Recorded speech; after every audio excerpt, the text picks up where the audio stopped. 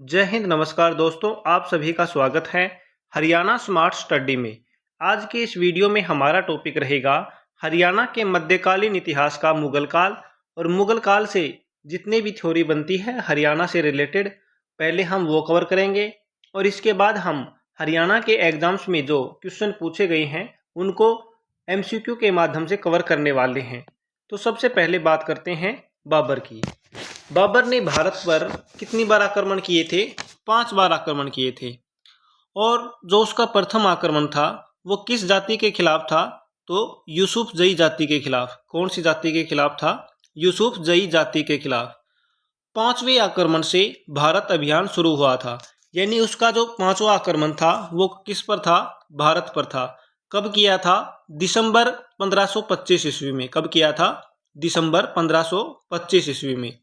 इब्राहिम लोदी का साथ मेवाती सेना व हिसार की सेना ने दिया था। किसका साथ दिया था? इब्राहिम लोदी का। किसने दिया था? मेवाती सेना व हिसार की सेना ने। बाबर द्वारा हुमायूं के नेतृत्व में हिसार सेना भेजी गई। और हिसार की लड़ाई कब हुई? हिसार की लड़ाई होती है 26 फरवरी 1526 को। कब हुई? 26 फरवरी 1526 को। किन किन के बीच हुई? हुमायूं और हमीद खां सारंगवानी के बीच। किन किन के बीच? हुमायूं और हमीद खां सारंगवानी के बीच। इसमें विजय किसकी होती है? तो विजय होती है हुमायूं की और हार किसकी होती है? हमीद खां सारंगवानी की। हुमायूं को हिसार की जहांगीर दी गई। बाबर है उसने हिसार की जहांगीर किसको दी थी? हुमायूं को दी थी। बाबरनामा के अनुसार हुमायूं के जीवन का प्रथम युद्ध था। जो हिसार की लड़ाई है यह हुमायूं का प्रथम युद्ध था। किसके अनुसार? बाबरनामा जो पुस्तक है उसके अनुसार। पानीपत का पहला युद्ध कब हुआ? 21 अप्रैल 1526 को। कब हुआ? 21 अप्रैल 1526 को। किस किस के बीच हुआ? बाबर और इब्राहिम लोदी के बीच। किस किस के बीच हुआ? बाबर और इब्राहिम लोदी के बीच। इसमें बाबर ने पहली बार तोपों का इस्तेमाल किया था। किसका इस्तेमाल किया था? तोपों का। इस युद्ध में इब्राहिम लोदी की मृत्यु हुई। किसकी मृत्यु होती है? इब्राहिम लोदी की मृत्यु होती है। और जीत किसकी होती है? बाबर की जीत होती है। और इब्राहिम लोदी की क्या हो जाती है? हार हो जाती है। इब्राहिम लोदी दिल्ली सल्तनत का पहला राजा था जो युद्ध के मैदान में मारा गया था। बाबर ने इस युद्ध में कौन सी नीति का उपयोग किया था? तुगलुमा नीति का। किसका? तुगलुमा नीति का इन्होंने प्रयोग किया था। और प्रथम बार तोपखाने का प्रयोग किया था। इस युद्ध में बाबर के जो तोप थी उनका प्रयोग किसने किया था? यानी तोपची कौन थे? तो ये थे उस्ताद अली और मुस्तफा खान। कौन कौन थे? उस्ताद अली और मुस्तफा खान। इस युद्ध में जीत की खुशी में बाबर ने पानीपत में अपनी पत्नी काबुली के नाम पर काबुली बाग मस्जिद का निर्माण करवाया था। जो पानीपत का प्रथम युद्ध था यह बाबर जीतता है और इसमें अब जीत की खुशी में अपनी पत्नी का नाम क्या था? काबुली। काबुली के नाम पर क्या करवाया था? काबुली बाग मस्जिद का निर्माण। और इब्राहिम लोदी का जो मकबरा है वो कहाँ पे रहेगा? वो भी पानीपत में रहेगा। और इसका निर्माण भी किसने करवाया था? बाबर ने करवाया था। पानीपत की लड़ाई में बाबर की तरफ से मारा जाने वाला एकमात्र योद्धा कौन था? संधार। कौन था? संधार था। बाबर ने पानीपत के प्रथम युद्ध के बाद कलंदर की उपाधि धारण की। कौन सी उपाधि धारण की? कलंदर की उपाधि। काबुली बाग मस्जिद मुगल काल की हरियाणा में सबसे प्राचीन इमारत है। अगर क्वेश्चन आए हरियाणा में सबसे प्राचीन इमारत मुगल काल की कौन सी है, तो कौन सी रहेगी? काबुली बाग मस्जिद रहेगी। पानीपत के प्रथम युद्ध के बाद भारत में मुगल साम्राज्य की नींव पड़ी। जो पानीपत का प्रथम युद्ध था इसमें इब्राहिम लोदी की हार के साथ ही किसकी नींव पड़ गई थी? मुगल साम्राज्य की। प्रशासनिक दृष्टिकोण से बाबर ने अपने साम्राज्य को 4 सरकारों में बांटा। 4 सरकारों में क्या कर दिया? बांट दिया। और ये 4 सरकार कौन कौन सी थी? हिसार सरकार, सरहिंद सरकार, मेवात सरकार और दिल्ली सरकार। और इनका ये जो 4 सरकार थी ये चारों सरकार किन किन को सौंपी गई? जो हिसार सरकार थी वो हुमायूं को दी गई। सरहिंद सरकार मिर्जा कामरान को, मेवात सरकार मिर्जा हिंदाल को, और जो दिल्ली सरकार जो मुख्य थी वो किसके पास रही? बाबर के पास। तुजुक ए बाबरी के अनुसार बाबर के समय में जो नारनौल है वो किसके लिए फेमस था? कपास की मंडी के लिए। किसके लिए फेमस था? कपास की मंडी के लिए। कौन सा क्षेत्र? नारनौल। बाबर के समय में नारनौल का बाजार गुदरी नाम से प्रसिद्ध था। किस नाम से जाना जाता था? गुदरी नाम से। नारनौल का बाजार किस नाम से जाना जाता था? गुदरी नाम से। बाबर के विरुद्ध हरियाणा में विद्रोह हुए थे। कौन कौन से विद्रोह? सबसे पहले बात करते हैं मेवात का विद्रोह। इसका नेतृत्व किसने किया था? हसन खां मेवाती ने किया था। किसने किया था? हसन खां मेवाती ने, जिसे क्या कहा जाता है? खानवा का युद्ध। और खानवा का युद्ध कब हुआ था? 1527 ईस्वी में। राणा सांगा के सेनापति हसन खां मेवाती को बाबर ने मार डाला था। जो यह खानवा का युद्ध है किस किस के बीच हुआ था? हसन खां मेवाती और बाबर के बीच हुआ था। ठीक है। और इसमें जीत किसकी होती है? बाबर की जीत होती है, हसन खां मेवाती की हार होती है। दूसरा रहेगा हिसार का विद्रोह। इसका नेतृत्व किसने किया था? हामिद खान सारंगवानी। किसने किया था? हामिद खान सारंगवानी। बाबर ने तैमूर सुल्तान और अब्दुल फतेह को भेजकर विद्रोह को दबाया था। तीसरा होता है कैथल का विद्रोह। कैथल का विद्रोह कब होता है? 1530 ईस्वी में। कब होता है? 1530 ईस्वी में। इस विद्रोह का नेतृत्व कैथल के मोहन सिंह मंदार जो कि राजपूत थे उन्होंने क्या किया था? इसका नेतृत्व किया था। जबकि बाबर की सेना का नेतृत्व किसने किया था? अली कुली हमदान ने। किसने किया था? अली कुली हमदान ने किया था। इसमें जीत किसकी होती है? इसमें जीत होती है मोहन सिंह मंदार की, और हार किसकी होती है? अली कुली हमदान की। इसके बाद बाबर ने कैथल में दोबारा तरसेम बहादुर के नेतृत्व में सेना भेजी। किसके नेतृत्व में? तरसेम बहादुर के नेतृत्व में। और यहाँ पे क्या होता है? तरसेम बहादुर जीत जाता है और मोहन सिंह मंदार हार जाता है, और मोहन सिंह मंदार की क्या कर दी जाती है? हत्या कर दी जाती है। बाबर की मृत्यु कब होती है? 1530 ईस्वी में। कब हुई? 1530 ईस्वी में। बाबर के बाद गद्दी पर यानी सिंहासन पर कौन बैठता है? हुमायूं। कौन बैठता है? हुमायूं बैठता है। तिजारा के शासक राव रूड़ा सिंह से प्रसन्न होकर हुमायूं ने उन्हें रेवाड़ी के जंगलों की देखरेख का जिम्मा सौंप दिया। किसने सौंपा था? हुमायूं ने। किसको सौंपा था? राव रूड़ा सिंह से। राव रूड़ा सिंह को। 1539 और 1540 के युद्धों में शेरशाह सूरी से पराजित होने के बाद हुमायूं अपने देश लौट गया। 1539 में कौन सा युद्ध होता है? चौसा का युद्ध। कौन सा युद्ध होता है? चौसा का युद्ध होता है। और इस युद्ध में किसकी विजय होती है? शेरशाह सूरी की। इसके बाद 1540 में एक युद्ध और होता है जिसे क्या बोलते हैं? बिलग्राम का युद्ध। किसे क्या बोलते हैं? बिलग्राम का युद्ध, या फिर इसे क्या बोलेंगे? कन्नौज का युद्ध। बिलग्राम या फिर कन्नौज का युद्ध हम इसे कहेंगे, जो 1540 में होता है। और इसमें भी किसकी विजय होती है? शेरशाह सूरी की विजय होती है। और उसके बाद हुमायूं अपनी जान बचाकर भाग जाता है। अपने देश लौटते समय हुमायूं रास्ते में फतेहाबाद में रुककर क्या अदा की? नमाज अदा की। फतेहाबाद से हुमायूं का एक शिलालेख प्राप्त हुआ, और किसकी मजार से प्राप्त हुआ? संत मीर शाह की मजार से। और हुमायूं की मस्जिद कहाँ पे रहेगी? ये रहेगी फतेहाबाद में। अब बात करते हैं सूर राजवंश की। शेरशाह सूरी, इनका कार्यकाल कब से कब तक रहेगा? 1540 से 1545 ईस्वी तक। दादा कौन थे इनके? इब्राहिम खान सूरी थे। और इनका संबंध कहाँ से रहेगा? अफगानिस्तान से। इब्राहिम खान ने सबसे पहले हिसार के जमींदार जमाल खान के यहाँ नौकरी शुरू की। जो इब्राहिम खान थे शेरशाह सूरी के दादा, उन्होंने सबसे पहले कहाँ पे नौकरी की? हिसार के जमींदार जमाल खान के।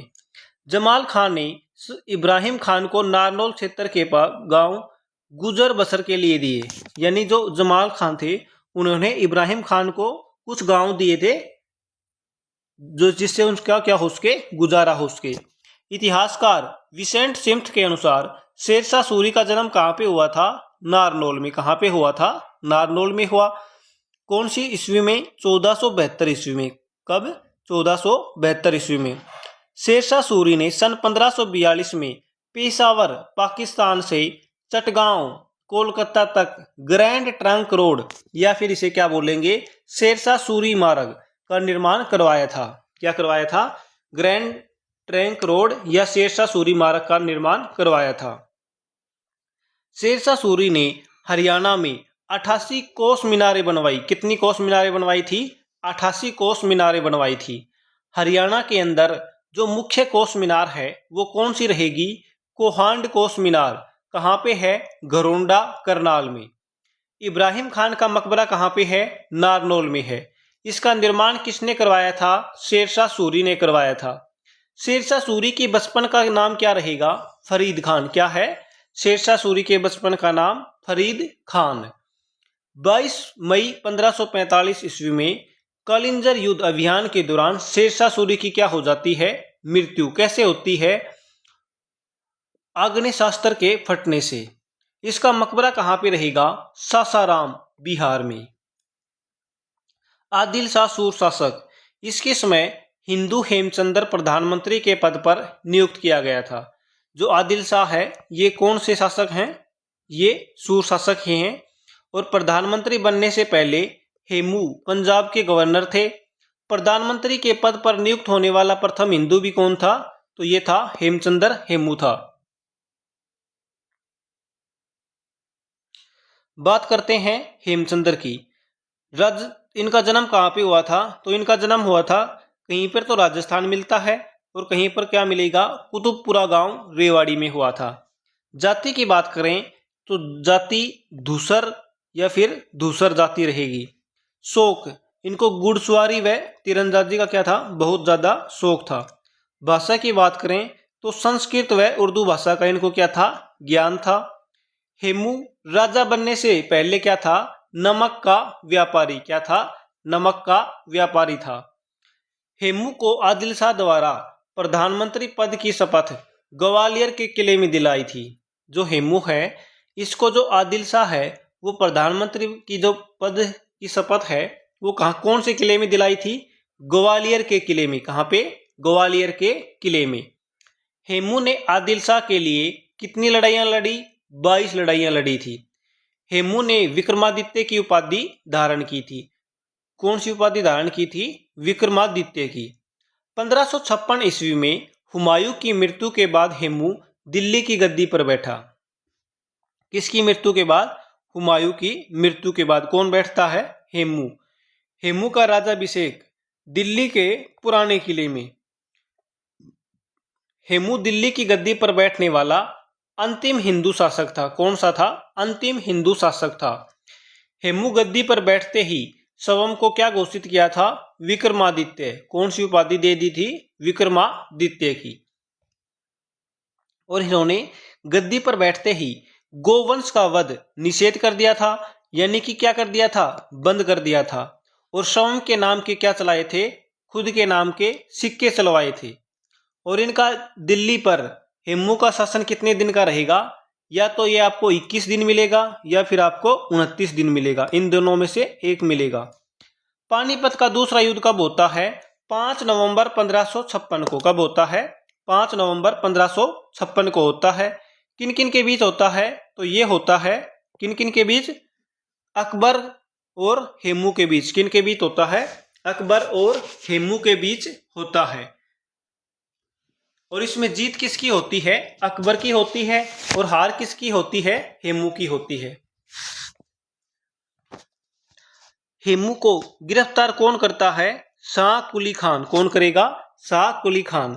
और बैरम खां द्वारा हेमू की हत्या कर दी जाती है।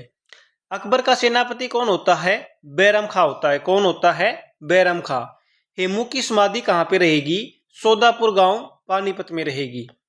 इस जीत से खुश होकर अकबर ने नारनौल की जागीर शाह कुली खां को दी थी। किसको दी थी? शाह कुली खां को। और शाह कुली खां ने क्या किया था? हेमू को गिरफ्तार किया था।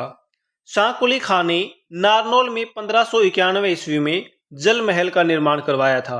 किसका निर्माण करवाया था? जल महल का। कब? 1591 में। कहाँ पे है जल महल? नारनौल में, महेंद्रगढ़ में। वह इस जल महल में एक बाग बनवाया कौन सा बाग बनवाया था?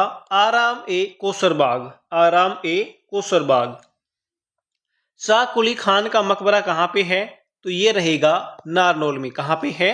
नारनौल में। हरियाणा क्षेत्र को दो सूबों में विभाजित किया गया। कौन कौन से दो सूबे थे? एक तो था आगरा सूबा, दूसरा कौन सा था? दिल्ली सूबा। हरियाणा का अधिकतर क्षेत्र कौन से सूबे में आता था? तो दिल्ली सूबे में। कौन से सूबे में? दिल्ली सूबा में। अकबर का वित्त मंत्री कौन था? टोडरमल। कौन था? टोडरमल था। अकबर के समय नारनौल में टकसाल स्थापित की गई, जहां पर कौन से सिक्के बनते थे? जलाली सिक्के। कौन से सिक्के? जलाली सिक्के। बीरबल का जन्म कहाँ पे हुआ था? बुढ़िया गांव, यमुनानगर में। जो बीरबल है ये क्या था? अकबर के 9 रत्नों में शामिल था, जिनका संबंध हरियाणा के यमुनानगर जिले के बुढ़िया गांव से था। 1580 ईस्वी में हरियाणा में जो टोडरमल था, जो अकबर का वित्त मंत्री था, उसने जब्ती व्यवस्था या देसाला प्रणाली की क्या की थी? शुरुआत की थी। कब की थी? 1580 ईस्वी में।